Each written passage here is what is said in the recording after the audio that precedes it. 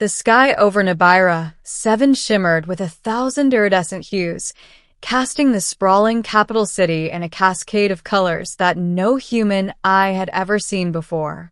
I had never imagined I would set foot on an alien world, let alone one ruled by a civilization as advanced and inscrutable as the Seraphans. My arrival had not been voluntary. It had been a mistake, a single, careless misstep during a cargo transport mission gone horribly wrong. Yet, somehow, that mistake had brought me here, to the gleaming marble halls of the Seraphan Palace, with the queen herself staring down at me. "I should have expected you," said a voice, velvety and commanding, echoing off the high, crystalline walls. Queen Lysara stepped forward, her presence folding the room into shadows and light, her tall, elegant form framed by cascading energy banners that floated like liquid rain. Her eyes, a deep violet that seemed to pierce through every lie I could have told, fixed on me. A human. Of all the species in the galaxy, I swallowed, my throat dry. My hands were trembling, which was an unhelpful display when facing a ruler who had the power to obliterate entire fleets with a thought. I'm just a pilot," I stammered. "I didn't mean to." "You never mean to," she interrupted, and her lips curved in a knowing smile. "Yet here you are. Not as an intruder, not as a prisoner, but as someone my daughter has chosen." The words hit me like a physical blow. "Chosen me?" I croaked, disbelief choking the sentence. Queen Lysara's gaze softened ever so slightly, a subtle shift that was almost imperceptible. "Yes. My daughter, Princess Alera, has chosen you, above all others." I blinked. My mind was still trying to process the improbability of it. I was a human, stranded on an alien planet, facing a race whose technology made even our most advanced starships look like wooden carts. And now, somehow, I was the object of a royal selection? The Queen's hand extended, a graceful invitation, and I hesitated before stepping forward. "Why me?" I asked, my voice barely a whisper. I'm nobody." "You are someone my daughter sees," Lysara said simply. "And that is more than enough. It started innocently enough. Or at least I thought it did. My original plan had been simple: survive the initial encounter with the Seraphans, negotiate passage off-world, and return to my life as a pilot in the Galactic Freight Alliance. But the moment I met Alera, everything changed. She was unlike anything I had ever imagined. Tall, with skin that shimmered faintly as though dusted with starlight, and eyes that glowed with a soft, golden light, she had a presence that seemed to ripple across the very air. When she first approached me, it was not with the grandeur of royalty, but with the quiet curiosity of someone who wanted to see the truth of the world and the truth of me. "I've been watching you," she said on our first meeting, her voice a musical chord that resonated somewhere deep inside my chest. "Not from the throne, not from a distance, but from the real world. From the places no one thinks a princess would go." I laughed nervously. "I'm not exactly a guide for alien royalty," I said, though my eyes drank in every detail of her, committing them to memory like I might never see them again. "You're human," she said simply. "And yet, you're more than what you seem. I can see it." Her words were dangerous because they made me hope. And hope, in the face of the impossible, is a dangerous thing. Over the next few weeks, I found myself drawn into a web of political intrigue, cultural rituals, and alien wonders that I could hardly comprehend. I learned to navigate the palace's floating corridors, to read the subtle signals of Seraphan etiquette, and to withstand the subtle psychic probes the inhabitants used unconsciously to sense intentions. All the while, Alera appeared at the edges of my days, a shadow that became impossible to ignore. She introduced me to the palace gardens, Vast terraces suspended high above the city, where flowers glowed faintly in the perpetual twilight. Each plant has a story, she said, guiding my hand over a stalk of iridescent petals. Each choice you make here matters, even the smallest. I realized then that my presence in this world was no accident. Alara's choice was deliberate, yet I could not fathom why. Why me? I asked again, the question heavier this time. Why not one of your people? She smiled, a mysterious, knowing smile. Because you see the world differently. You make mistakes, yes, but your mistakes are human. They are not calculated for gain or power. You see, truly see, in ways we often forget. Her words were unsettling in their intimacy.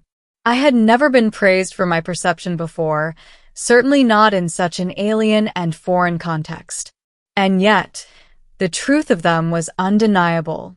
I was here because she wanted me to be, and her desire was powerful enough to bend the course of my fate. The turning point came during the Festival of Luminescence, a Seraphan tradition where the citizens celebrated the convergence of 3 moons, a rare event that illuminated the entire planet with ghostly, ethereal light. I had been invited, no, expected to participate not merely as a guest but as a symbol.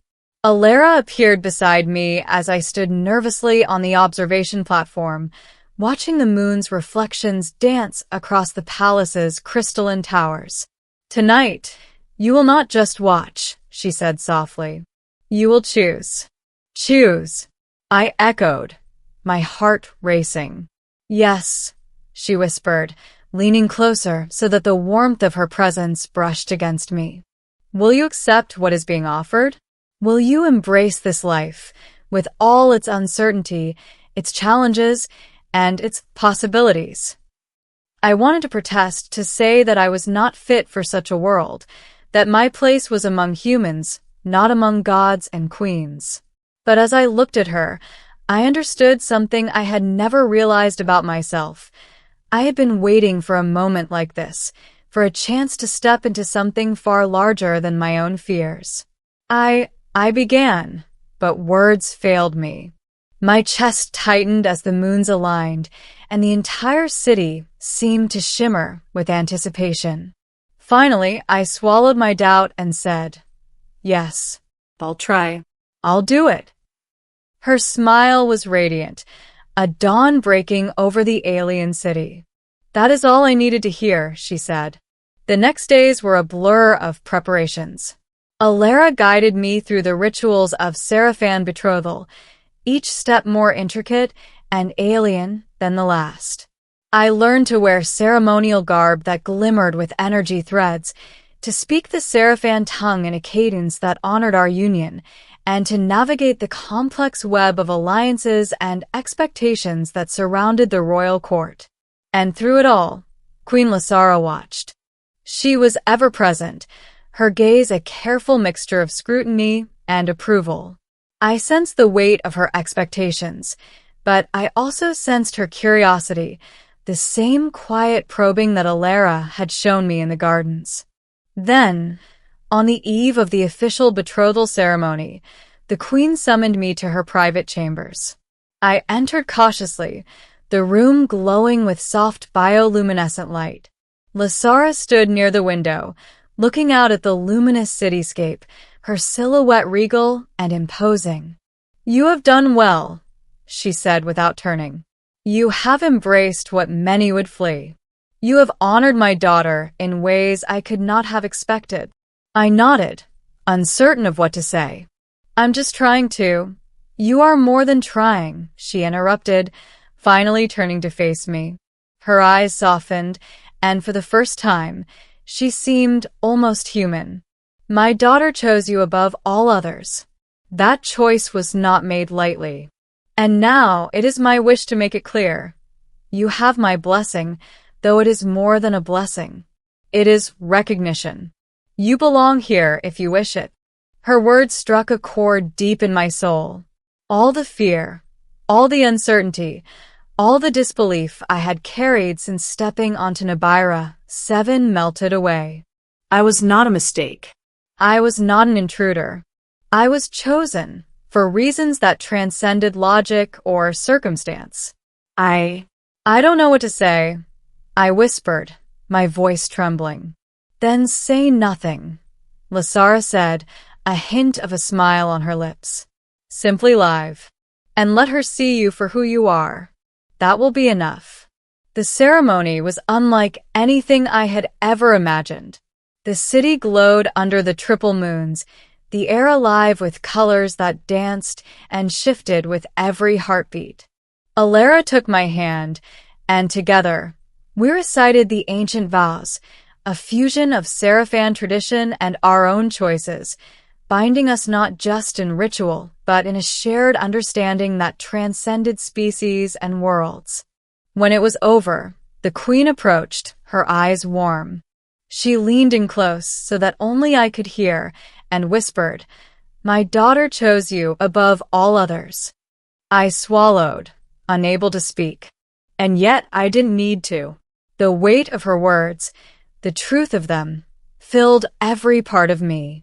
I had arrived on this world by mistake, but I stayed by choice, by the choice of someone whose trust and heart were more precious than any treasure in the galaxy. Alara squeezed my hand, and for the first time in my life, I understood what it meant to truly belong. The impossible had become reality, the mistake had become destiny, and in that moment, beneath the shimmering lights of Nabira 7, I knew that this life, this world, this love, was where I was always meant to be. The days that followed were a delicate balance of wonder and challenge. I learned the responsibilities of being betrothed to a princess, from participating in council meetings that shaped planetary policy to understanding the subtle diplomacy required to navigate interstellar alliances. Yet, at every step, Alara was there, guiding me, laughing with me, reminding me that even in the midst of power and tradition, we were two individuals discovering each other and the world around us. Queen Lasara continued to watch, often silently, her presence a steady reminder of the gravity of my new position. But she also taught me things I could never have imagined: how to read the energy of a room, how to sense deception, how to act decisively when the stakes were unimaginable. Slowly, I realized that she was not just the queen of Nabira 7, but a teacher, a mentor, and, in a strange way, a guardian of the fragile thread that bound me to her daughter. And then came the day I was finally allowed to speak openly with the queen, without ceremony or protocol. I found her in the central tower, looking out at the horizon where the 3 moons converged again. "I still can't believe any of this is real," I said. She turned to me, her gaze unwavering. "Real or not," she replied, "it is what matters. You were chosen, and now you must choose yourself." I nodded, feeling the truth of her words settle into me. I had chosen to stay, chosen to embrace the life I had stumbled into. And now, I would continue to choose it, every day, with Alara at my side, and with the knowledge that even the queen, the most powerful being I had ever met, recognized me as worthy. And in that recognition, I found something more than acceptance. I found purpose. I found home. The galaxy beyond Nabira 7 was vast, unpredictable, and often unforgiving. Yet, as I stood on the palace balcony, holding Alara's hand and feeling the warmth of her presence, I knew one truth that transcended every star, every empire, and every mistake I had ever made. Some choices are larger than worlds. Some connections are deeper than reason, and some mistakes, when seen through the right eyes, can become the most extraordinary beginnings. Queen Lasara's voice echoed once more in my memory, soft and reverent. "My daughter chose you above all others."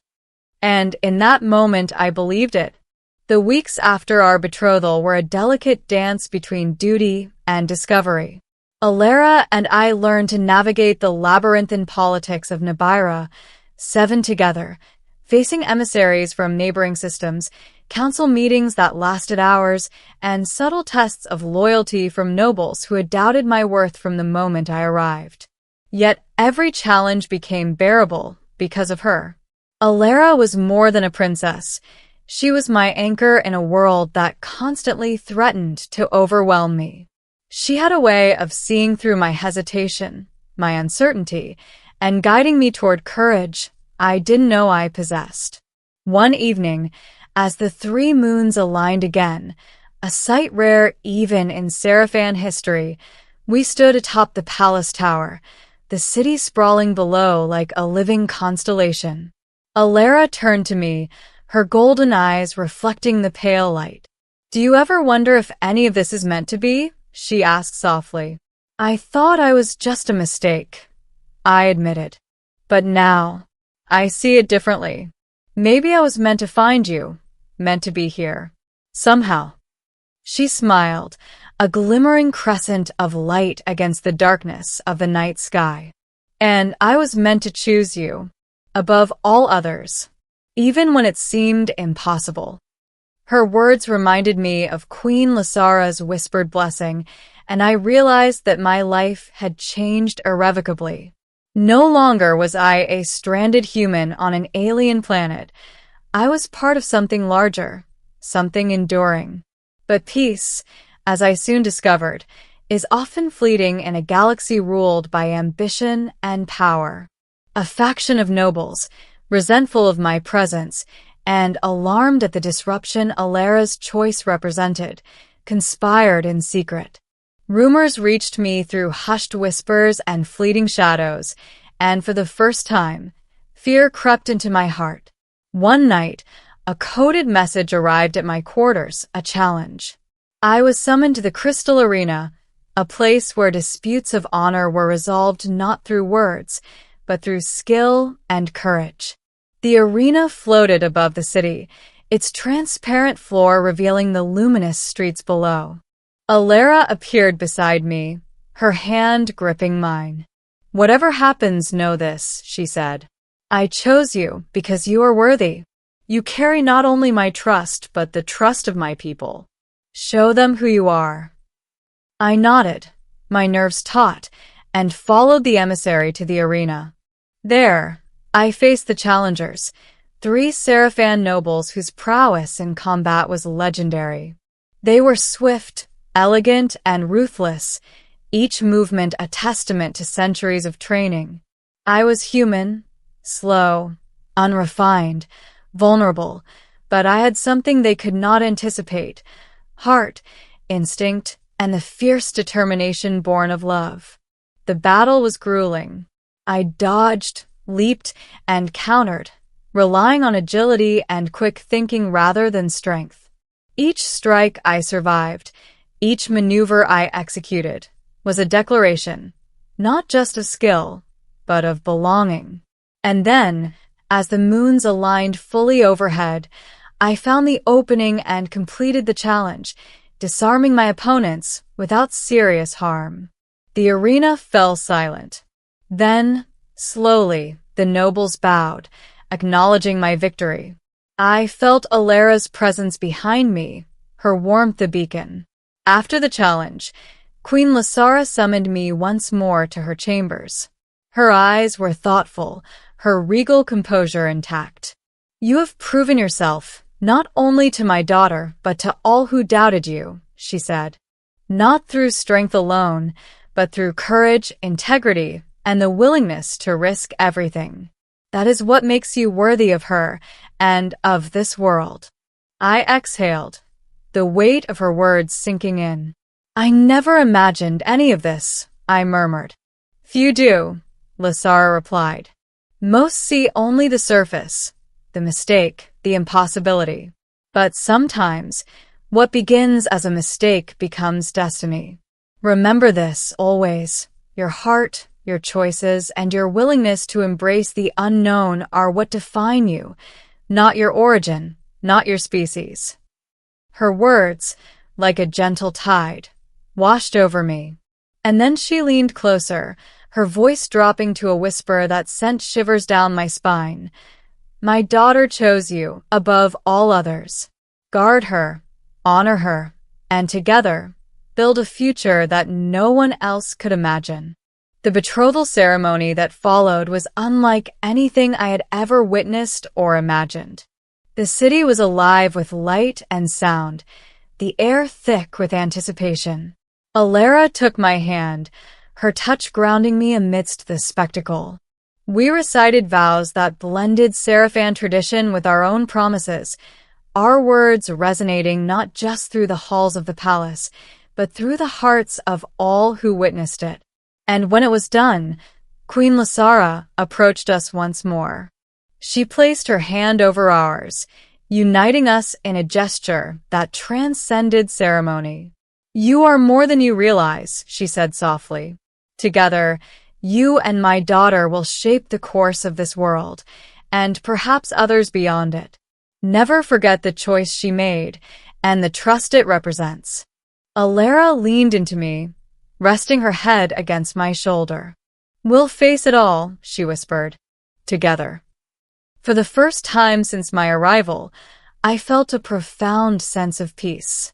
The mistakes that had brought me here were no longer chains. They were the threads of a tapestry that stretched across the galaxy, connecting me to a destiny I could never have imagined. The moons cast their ethereal light over Nibiru 7, bathing the city, the palace, and us in a glow that seemed almost sacred.